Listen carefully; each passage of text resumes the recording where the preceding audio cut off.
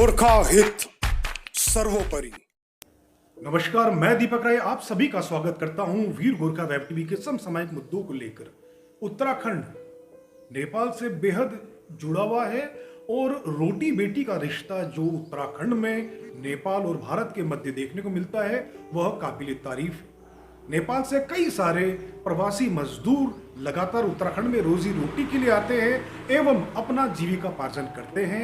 इसी क्रम में लॉकडाउन हो गया दुनिया भर के कई देशों में, जिसमें नेपाल भी शामिल है, जिसमें भारत भी शामिल है। इससे माहौल में भारत में काम करने वाले कामगार नेपाली प्रवासी मजदूरों के लिए मुश्किल विकट स्थिति आन पड़ी है। इतना ही नहीं, जो कंपनियां इनको लेकर आई है तमाम जगहों में उन्होंने भी कन्नी काट ली है और इनको बहुत ही मुश्किल हालत में छोड़ दिया है लापरवाही के साथ। इसी कहानी आज हम बताएंगे आपको उत्तराखंड की राजधानी देहरादून में, जहां सैकड़ों की तादाद में नेपाल के प्रवासी कामगार मजदूर जो आए थे यहाँ पे काम करने के लिए, वह लॉकडाउन में बुरी तरह फंस चुके हैं। लेकिन यह सकारात्मक खबर है कि उत्तराखंड के जो गोरखा समाज के लोग हैं बड़े दिल वाले हैं और अपनी मानवता का मिसाल सदैव प्रस्तुत करते हैं।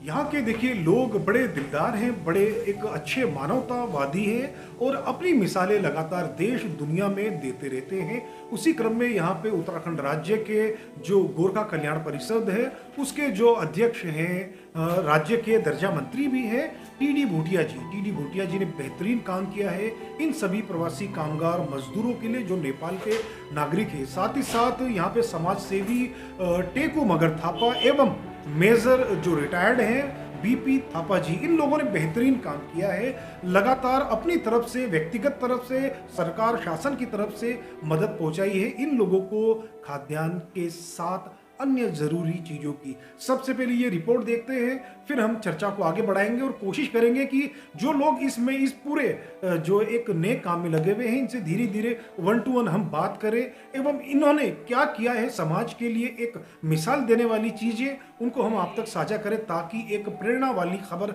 हम दुनिया तक पहुंचा पाए। उम्मीदों के साथ इन मुस्कुराते हुए चेहरे के पीछे इनका दर्द नजर नहीं आएगा। यह सभी प्रवासी नेपाली कामगार मजदूर है जो लॉकडाउन के चलते उत्तराखंड राज्य में फंस गए हैं। इनको यहाँ पे बड़े मुश्किल हालात में जीवन यापन करना पड़ रहा है। छोटे छोटे कमरे में दर्जनों लोग किस तरह जिंदगी काटते हैं इनको देखकर बरबस समझा जा सकता है। इनकी मदद के लिए अब उत्तराखंड का गोरखाली समाज आगे आया है जो इनको राहत के साथ घर वापसी के इंतजाम करने के लिए दृढ़ संकल्पित नजर आ रही है। नमस्कार, आज हामी उत्तराखण्डको देहरादून स्थित हाम्रो यो नेपालदेखि अनलाइन मार्केटिङ र विभिन्न कामको सिलसिलामा आउनु भएको हाम्रो युवा भाइहरू लकडाउनको कारणले यहाँ फसेछ र जान सकेछ, नआउन सकेछ। तब पनि नेपाल उत्तराखण्ड सरकारले पहल गरेको थियो र नेपाल सरकारले अहिले मना गरेको कारणले यो भाइहरूलाई पठाउन सकेको छैन। त्यसै अन्तर्गत आज हाम्रो गोर्खा देहरादून उत्तराखण्डका गोर्खा कल्याण परिषद अध्यक्ष श्री टीडी भूटियाजी अनि हाम्रो युवा दुर्गामल अध्यक्ष राजीव गुरुङज्यू अनि पूर्व पार्षद विष्णु प्रसाद गुप्ताज्यू अनि गोर्खा सङ्घ अध्यक्ष मोहन सिंह थापाज्यू अनि हाम्रो समाजसेवी राजु मल्लज्यू र हाम्रो दाइ अनिल पूर्व प्रधानज्यू र उहाँ भुटियाजी र राजीव गुरुङजी अनि विष्णु प्रसाद गुप्ताजीको संयोजनमा आज यहाँ हाम्रो फसेको भाइहरूलाई राहत वितरण गर्न आउनुभएको थियो र उहाँको लागि केही सहयोग गर्नुभएको थियो र म उहाँसँग केही एउटा प्रश्न सोध्न चाहन्छु। सर नमस्कार। नमस्कार। हजुर के भन्न चाहनुहुन्छ नेपाल सरकारलाई जो कि जो यति धेरै छ नेपालीहरू जो यहाँ इन्डियामा कामको सिलसिलामा आएर फसेको, उहाँलाई के अपिल गर्न चाहनुहुन्छ हजुर? सर्वप्रथम हाम्रो उत्तराखण्डमा नेपालबाट आएका धेरैजना यहाँ काम गर्न आएका छन्। त उनीहरूलाई हाम्रो उत्तराखण्ड सरकारले अहिलेसम्म यानी अगाडि पनि रासन पानी यताउता कोही कमी हुने दिने छैन। अहिले हामी गरिरहेछौँ। र नेपाल सरकारसँग मेरो यो अपिल छ, म बिन्ती गर्छु कि यहाँहरूलाई नेपाल सरकारमा नेपालमा आउनको लागि पर्मिसन दियोस्। त्यो बर्डर सिल गर्नुभएको छ, तपाईँहरूले त्यो बर्डर खोलिदिनु ताकि यहाँको बच्चाहरू जो पनि छ नेपाली दाजुभाइ दिदीबहिनीहरू उहाँ आफ्नो गाउँ पुगेर परिवारसँग बसोस्। मेरो यो बिन्ती छ। हजुर, यो तपाईँले पनि होइन सुन्नमा आएको छ यहाँदेखि के जो पहल गर्नुभएको छ उत्तराखण्ड सरकारलाई, त्यो पनि यसो बताइदिनु न। उत्तराखण्ड सरकारको माननीय मुख्यमन्त्री कार्यालयद्वारा मैले हिजो अस्ति पनि बात गरेँ। त अहिले उहाँले यो भन्नुभएको छ कि नेपाल सरकारले मना गर्नको कारणले गर्दाखेरि अहिले हामी पठाउनु असमर्थ छौँ, हामी जबरजस्ती पठाउन सक्दिनँ। त उहाँले यो उत्तराखण्ड सरकारले हामीलाई भनेको छ। त्यस विषय लिएर हाम्रो सतपाल महाराज जो पर्यटन मन्त्री हुनुहुन्छ उहाँले राजदूतसँग बात पनि गरेको छ। त राजदूतले पनि यही जवाब दिनुभएको छ, जब नेपाल बर्डर सिल खोल्ला तब फेरि यहाँबाट पठाउनेको बन्दोबस्त गर्नुला। हुन्छ, आशा छ तपाईँको यो अपिल नेपाल सरकारसम्म पुग्नेछ र नेपाल सरकारले यस अपिललाई गहन गरेर जो भी व्यवस्था छ त्यो छिटै होस् भन्न चाहन्छौँ। हाम्रो नेपाली भाइहरू लकडाउनको अवस्थामा फसिरहेको अवस्थामा प्रवीण छेत्री नवलपरासी गैँडाकोट को भाइलाई म सोध्न त तपाईँ नेपाल सरकारदेखि के अपेक्षा गर्नुहुन्छ, के चाहनुहुन्छ नेपाल सरकारलाई? के हामी यो अपेक्षा गर्छौँ कि चाँडोभन्दा चाँडो हामीलाई चाहिँ आफ्नो देशमा फर्किन आफ्नो घरमा बस्नको घर जानको लागि चाँडोभन्दा चाँडो माहौल मिलोस्। अब कुनै पनि त्यस्तो समस्या यदि क्वारेन्टाइनहरूदेखि लिएर सम्पूर्ण अरू कुनै पनि एउटा प्राविधिक क्रियाकलाप हामीमा गर्नु छ भने पुरा हाम्रो आफ्नो देशमा होस्। यहाँ चाहिँ थोरै लकडाउनले गर्दाखेरि चाहिँ हाम्रो धेरै समस्याहरू उत्पन्न भइरहेको छ खान बस्न। अब यहाँबाट चाहिँ नेपाल जानको लागि चाहिँ बोर्डरसम्मको चाहिँ उत्तराखण्ड सरकारले चाहिँ व्यवस्था मिलाइरहेको छ, उहाँहरूले गरेको छ। तर नेपालको बोर्डर नखोल्नको कारण नेपाल सरकारद्वारा स्वीकृति नभएको कारणले चाहिँ हामी चाहिँ नेपाल अहिले जान पाएको छैनौँ। चाँडोभन्दा चाँडो यस समस्याको हल होस्। तपाईँ यहाँ के को लागि आउनुभएको थियो? हामी चाहिँ मार्केटिङको लागि आएको थियौँ, मार्केटिङको ट्रेनिङ प्रोडक्टको जानकारीहरू लिन मार्केटिङ गर्नको लागि आएको थियो। त्यही सम्बन्धमा ट्रेनिङ गर्दा गर्दै अचानक अब लकडाउन भयो। नमस्कार, हमारे साथ मौजूद है देहरादून से सीधे सेना के पूर्व अफसर और उद्योगपति मेजर बीपी थापा जी। बीपी थापा जी, आपका स्वागत है। धन्यवाद। बीपी थापा जी, आपकी एक टीम है जो लगातार उत्तराखंड में जो नेपाल के लोग जो प्रवासी मजदूर हैं और साथ ही साथ बहुत सारे ऐसे लोग जो उत्तराखंड आए हैं और देहरादून में फंस गए हैं, उनके लिए लगातार आप काम कर रहे हैं। उनकी क्या स्थिति है उसके बारे में जरा अपडेट देंगे आप? ऐसा जब से ये लॉकडाउन हुआ है तो नेपाल मूल के बहुत से नेपाली लोग यहाँ पर जो कामगार मजदूर लोग थे वो अभी इधर के उधर चारों तरफ तितर बितर हो चुके हैं। और यहाँ पर सरकार से उत्तराखंड सरकार ने भी उनको मदद किया हुआ है, खाना पानी और रहने का बंदोबस्त वगैरह किया हुआ है। लेकिन इसके बावजूद भी वो नेपाल जाना चाहते हैं। तो यहाँ पर जो जितने भी कामदार जो नेपाली मूल के कामदार मजदूर हैं वो चारों तरफ इधर उधर भटक रहे हैं। तो हमारी एक संस्था है जैसे गोरखा कल्याण परिषद के अध्यक्ष श्री टी भूटिया जी ने काफ़ी यहाँ किया हुआ और हमारे एक्टिव काफ़ी सोशल सर्विस करने वाले एक्टिव मेंबर हैं एक बहादुर थापा, इन्होंने उनका खाने पीने का बंदोबस्त किया हुआ। लेकिन अब ये संसाधन भी कम होता जा रहा है। कई एनजीओ ने वॉलंटियर दिया हुआ है, लेकिन कब तक? लेकिन वो जाना चाहते हैं नेपाल में। और नेपाल सरकार ये जितने भी हैं उनको ये संशय है कि जितने भी साउथ ऑफ नेपाल से ही कोरोना फैल रहा है, इसलिए उन्होंने उनको जाने के लिए मना कर दिया, बॉर्डर सील कर दिया। तो हमारी ये नेपाल सरकार से गुजारिश है कि जितने भी नेपाली मूल के नेपाली लोग हैं वो उनको जाने के लिए तुरंत कुछ न कुछ व्यवस्था किया जाए। और हमारी उत्तराखंड सरकार उनके लिए यातायात कंटिन्यू करना सर। इसलिए मेरी गुजारिश है कि नेपाल सरकार को प्रेशर बनाए।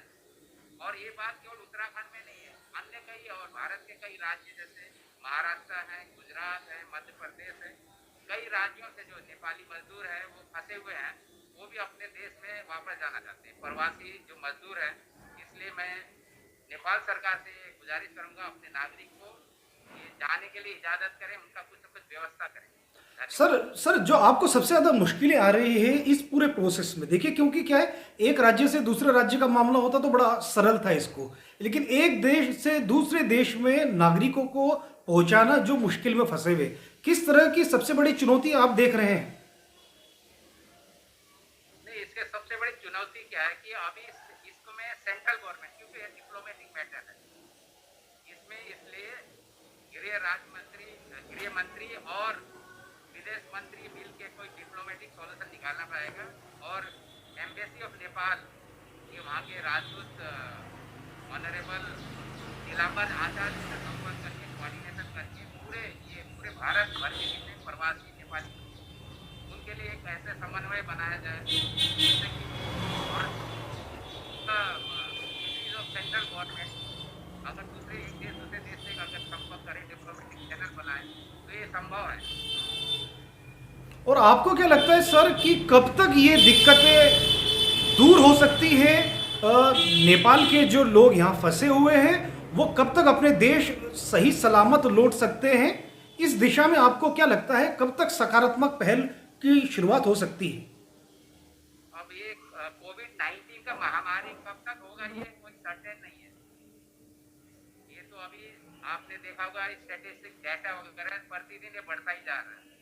इसलिए ये कहना निश्चित कहना कि कब किस डेट तक ये लोग जा सकेंगे, इनको जल्दी से जल्दी अगर भेजा जाए तो ज़्यादा ठीक रहेगा, क्योंकि उनके द्वारा और लोगों जो वहाँ के निवासी लोगों को भी ऊपर कोरोना फैलने की संभावना हो जाती है। इतनी जल्दी अगर डिप्लोमेटिक चैनल बनाया जाए, नेपाल सरकार से बात करके, कुछ केंद्रीय सरकार बात करके उनसे बात करे और डिप्लोमेटिक चैनल के थ्रू उनको भेजने का व्यवस्था कर दिया जाए तो ज़्यादा ठीक रहेगा। जी। चलिए बीपी थापा जी, आप काफ़ी अच्छा काम कर रहे हो लगातार। आप काफ़ी लंबे समय से उत्तराखंड में सेना की एक गौरवशाली नौकरी के बाद लगातार समाज सेवा के क्षेत्र में भी काम कर रहे हो। इस तरह की मानवीय संवेदनाएं और नेपाल से रोटी बेटी का जो रिश्ता है उसको लगातार और मजबूत करते हुए मेजर बीपी थापा जी एवं उनकी टीम, आपने हमसे बात की, आपका बहुत बहुत धन्यवाद।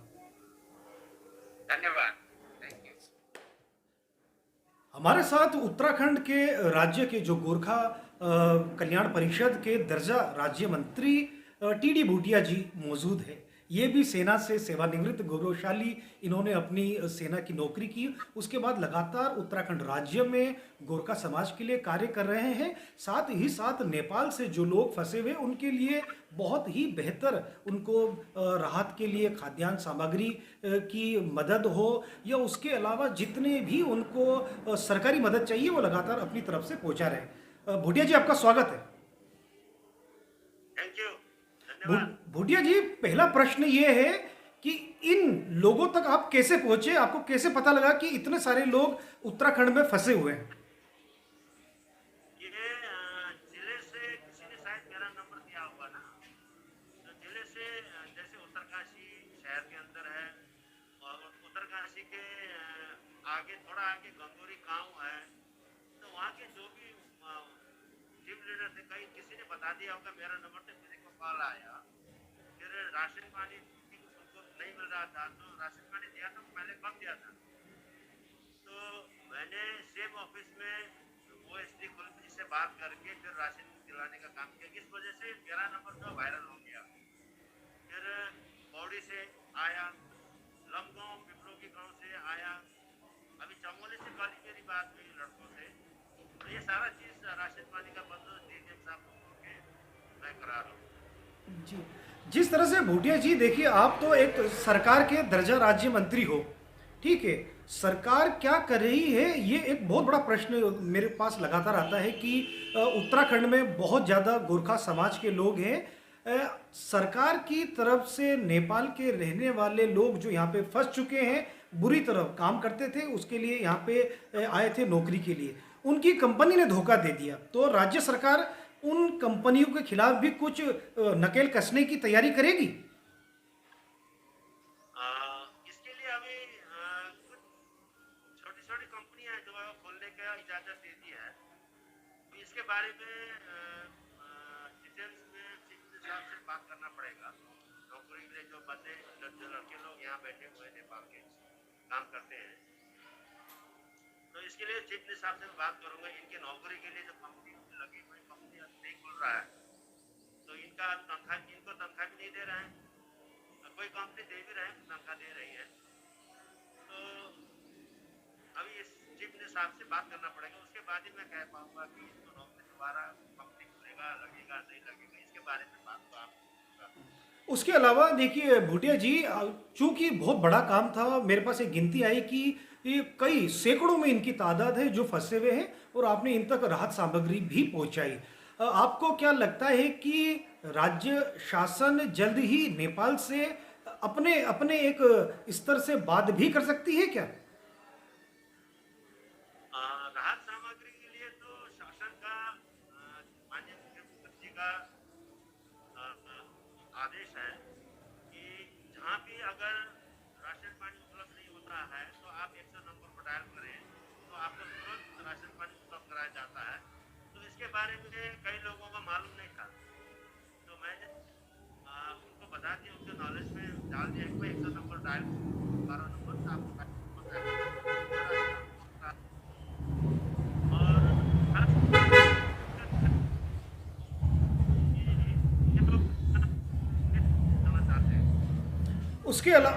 उसके अलावा मैं आपको रोक रहा हूँ। उसके अलावा भूटिया जी, आपको क्या लगता है कि नेपाल सरकार को क्या कदम करने चाहिए? दुनिया के बहुत सारे ऐसे देश हैं जो अपने नागरिकों को अपने देश में आने दे रहे हैं, जिसमें इंडिया भी शामिल है। लगभग 1.5-2 लाख लोग जो है इंडिया में वो लेके आ रहे हैं विभिन्न माध्यमों से। आपको लगता है कि नेपाल सरकार को आपको क्या अपील करनी चाहिए कि वो भी अपने नागरिकों की सुरक्षा के लिए, जो भारत भर के जगह जगह फंसे, खास तौर पे उनके पड़ोसी क्षेत्र उत्तराखंड में, उनको क्या अपील करना चाहेंगे आप? अगर नेपाली भाषा में भी बोले तो वो बेहतर होगा। ये ऐसा है कि ये 2-3 हफ्ते पहले हमारे माननीय मंत्री सतपाल महाराज जी ने नेपाल राजदूत से बात किया था। तो नेपाल राजदूत ने यही बोला कि जब तक सरकार आदेश नहीं देता है तब तक मैं कुछ नहीं कर सकता हूँ। तो अभी नेपाल सरकार से भी संपर्क में है सरकार हमारी। अभी इसके लिए तो माननीय मुख्यमंत्री के माध्यम से नेपाल सरकार से बात करना पड़ेगा या प्रधानमंत्री के नॉलेज में डालना पड़ेगा। उसके बाद प्रधानमंत्री जी नेपाल के प्रधानमंत्री से बात करके ये सोल्यूशन को, समस्या को सुलझा सकते हैं। जल्दी से जल्दी जाना चाहते हैं तो लोग को भेज सकते हैं। चलिए, अब भूटिया जी आपने हमसे बात की, इसी तरह बेहतर काम कीजिए। सरकार की तरफ से जितनी भी मदद हो सकती है लगातार उन गरीब जो लोग हैं, गरीब का मतलब केवल धन से नहीं, मुश्किल और हालात की वजह से अगर जो गरीब आज के समय है उनकी मदद लगातार यूं ही करते रहिए। आपसे लगातार आगे भी अपडेट लेंगे। आप हमसे जुड़े, आपका बहुत बहुत धन्यवाद। जरूर जरूर जरूर करूंगा, जरूर सहायता कर रहा हूँ मैं। 24 घंटे लगा हुआ हूँ। जहाँ जहाँ ऐसा कोई दुख या तकलीफ में होते हैं हमारे नेपाली, उनका मदद करने की पूरा प्रयास करते हैं, कर भी रहे हैं। सीट ऑफिस के द्वारा, माननीय मुख्यमंत्री ऑफिस के द्वारा सारा काम हो रहा है। बहुत प्रयास उनका उनको राशन पानी भूखा ना रहे, पानी सही जगह पहुँचे, उनको मिले, ये मेरा प्रयास रहेगा। और इसके साथ ही मैं नेपाल सरकार से अपील करना चाहता हूँ, आह्वान करना चाहता हूँ कि उनको जो अपने प्रवासी है यहाँ उत्तराखंड में है या हर भारत के राज्यों में बैठा हुआ, उनको बुलाना चाहिए वापस। तो लॉकडाउन खोल करके बॉर्डर से तरफ खोलना चाहिए, अपने प्रवासी को देश में बुलाना चाहिए। चलिए, आपने हमसे बात की, आपका बहुत बहुत धन्यवाद। नमस्कार, हमारे साथ देहरादून से ही जुड़ चुके हैं टेकू मगर थापा जी। टेकू मगर थापा जी लगातार काम कर रहे हैं। ये भी सेना से ही सेवानिवृत्त है, गौरवशाली अपना कैरियर करने के बाद यह भी एक उद्यमी के रूप में काम कर रहे हैं। साथ ही साथ समाज से जुड़े हुए हर पहलू, सुख हो दुख हो, वहाँ पे लगातार मौजूद रहते हैं। ग्राउंड में सबसे बड़ी बात है, ग्राउंड में ये मौजूद रहते हैं। टेकू जी, आपका स्वागत है। नमस्कार। टेकू जी के ही माध्यम से ये एक बहुत बड़ी खबर हम तक मिली है कि कई सैकड़ों की संख्या में जो लोग हैं वह देहरादून में फंसे हुए हैं, नेपाल के नागरिक। अब क्या कहेंगे आप कि नेपाल के नागरिकों के समस्याओं से यहाँ पे किस तरह से रह रहे हैं? मैंने सुना कि एक छोटे छोटे कमरे में 10-12 लोग भी है, बड़ी मुश्किल हालात है उनके लिए, इसके बारे में जरा आप जानकारी दें। देखिए दीपक जी, ये जो हमने कल एक मुहिम चलाई थी कि यहाँ के जो नेपाली मूल के जो कामदार लोग हैं, जो काम के सिलसिले में जो भारत में आए, उसी उत्तराखंड में जहाँ मेरे हिसाब में जहाँ तक रजिस्ट्रेशन कराया था, वो अभी तक 349 149 बंदे हैं, जो कि मैक्सिमम ऑनलाइन मार्केटिंग में जो काम करने आए थे वो लोग हैं, और दूसरे जो दिहाड़ी मजदूर करने में के लिए आए वो मजदूर वो है। टोटल ये मिला है 349 अभी तक मेरे पास है। इससे और इससे बहुत ही है, लगभग 2000-3000 के अराउंड मैं इससे भी ज्यादा होंगे। इसके अलावा टेकू जी, कौन सी संस्था थी जिनके माध्यम से आप काम कर रहे हो? क्योंकि देखिए, अकेले व्यक्ति के लिए व्यक्तिगत अप्रोच रखना बहुत मुश्किल होता है। जिस तरह से राज्य मंत्री टीडी भूटिया जी ने आपको मदद किया, इसके अलावा कोई संघ संस्थान ने भी आपकी मदद की इस पूरे प्रोसेस में?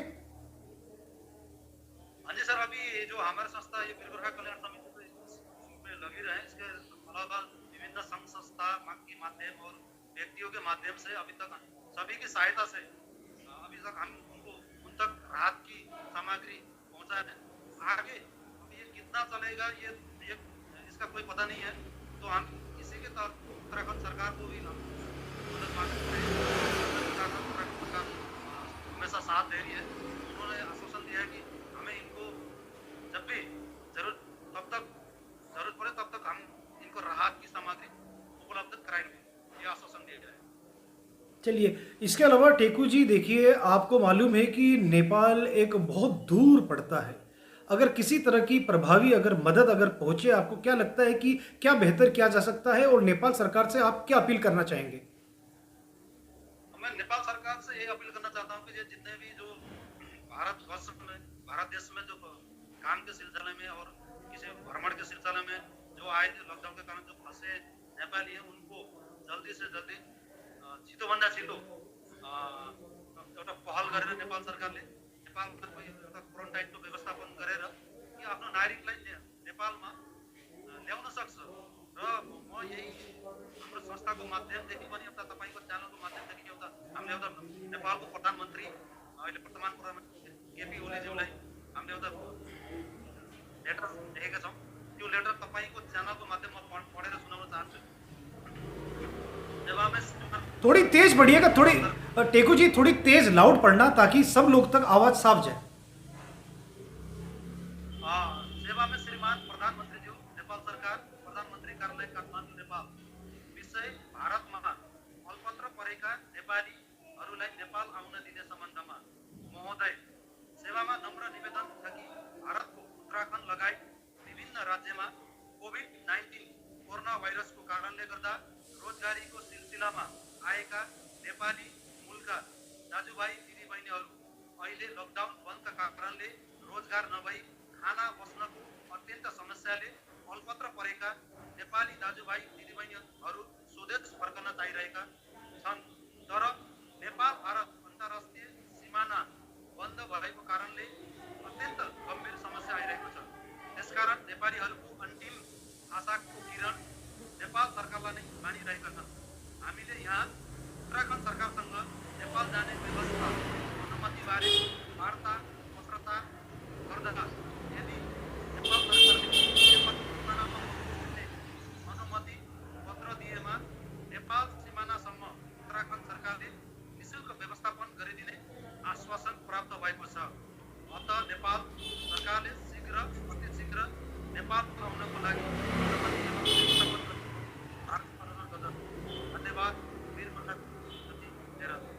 ला टेकू जी, आप बहुत अच्छा काम कर रहे हैं, और साथ ही साथ नेपाली में अंत में बोल्न चाहूँगा कि हेर्नुहोस्, मुटु राम्रो हुनुपर्छ र चाहना राम्रो हुनुपर्छ। सबै चिज राम्रो नै राम्रो हुन्छ। राम्रो सोच र राम्रो विचारको लागि हजुरले काम गर्दैछ। साथै मेजर बीपी थापाजी र राज्यको उहाँ दर्जा मन्त्री टीडी भुटियाजी लगातार सबैजनाले राम्रो काम गर्दैछ, र मलाई पनि स्वयं आफ्नो मनदेखि लाग्छ कि नेपाल सरकारले पनि चाँडैदेखि चाँडै सबै समस्त जो पनि यहाँ भारतभरमा छरिएको उनको नेपाली प्रवासी मजदुरहरू छ। उहाँलाई आफ्नो मुल्कमा छिटो से छिटो बोलाएर उहाँको आफन्तहरूलाई एउटा राहतको खबर देन। हजुर हामीसँग जुड्नुभयो देहरादूनदेखि, हजुरको धेरै धेरै स्वागत छ। तपाईँलाई पनि धन्यवाद। ल, जैसे कि आपने ये खबर देखी, आपसे साथ ही साथ अंत में माफ़ी भी चाहूँगा। देखिए, लॉकडाउन खुल गया है तो लोग इस तरह से मोटर गाड़ी को भगा रहे हैं कि मैं जिस जगह अपनी बालकनी में शूट कर रहा हूँ, बहुत ही तेज आवाज़ यहाँ पे मेरे को सुनाई दे रही है। शायद आप जब ये रिकॉर्ड सुनेंगे तो आपको भी सुनाई देगी। देखिए, लॉकडाउन भले रियायत हमें मिल चुकी है, लेकिन अपनी सुरक्षा के लिए हमें अभी भी अनुशासित रहना पड़ेगा। आपने ये खबर देखी, हमारे देहरादून से जुड़े हुए बेहतरीन समाज सेवी के साथ राज्य मंत्री दर्जा टी.डी. भूटिया जी ने बेहतरीन यहाँ पे काम किया है और लगातार काम करने का आश्वासन भी उन्होंने वीर गोरखा वेब टीवी को दिया है। साथ ही साथ अंत में कहूँगा कि जो इस खबर को देख रहे हैं, ज़्यादा से ज़्यादा शेयर करें। जो पहली बार आ रहे हैं वो मेरी चैनल को सब्सक्राइब करें, ताकि आप तक लगातार एक से एक बेहतरीन खबर हम पहुंचा पाए। अंत में क्राउड फंडिंग के लिए भी अपील करूंगा। नीचे आप देख सकते हैं मेरा पेटीएम नंबर है, साथ ही साथ डिस्क्रिप्शन में मेरी बैंकिंग डिटेल्स भी है। मेरे को मदद कीजिए, आम लोगों की आवाज़ हूँ, उस आवाज़ को आप और अधिक मजबूत कर सकते हैं। इसी वादे के साथ कि अगली बार आपसे ऐसी ही बेहतरीन खबर के साथ मिलूंगा। आपसे विदा लेता है आपका भाई, आपका बेटा, आपका शुभचिंतक दीपक राय। नमस्कार, जय हिंद, जय गोरखा।